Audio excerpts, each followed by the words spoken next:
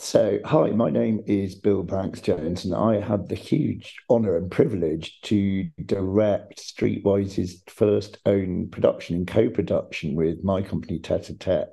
We did Britain's Canticles in Westminster Abbey, and what a connection of people that was. 5 homeless shelters we rehearsed in over 12 weeks in a completely pioneering situation. Nothing like that had happened before. Sometimes it was really hard. Sometimes it was really tough. Sometimes people took to it like ducks to water. Anyway, it turned into an experience not one of us will ever forget. There were extraordinary moments.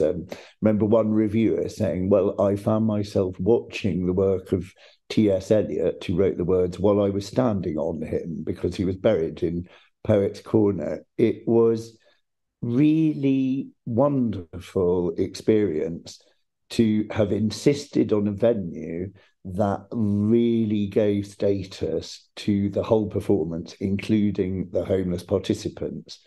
And I think one of my absolute favourite memories was we did the dress rehearsal. It moved around the building, and it was in 5 different places for the 5 different canticles. And Abraham and Isaac, I managed to get James Bowman, who I think the role was written for, and Ian Partridge to be the voice of God. It was 2 voices playing the one character. And they were working with participants from the Passage homeless centre by St Martin's in the Fields. And it was quite a volatile group. They were 16 to 24. One of them was rough sleeping. You didn't know who was going to turn up and who wasn't.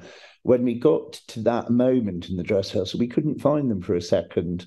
And there was a real panic. And what we found out was that James Bowman and Ian Partridge, these great starry singers, and the lads from the homeless shelter were all lying on the floor behind the high altar in Henry VII's chapel, looking at the fan vault on the ceiling.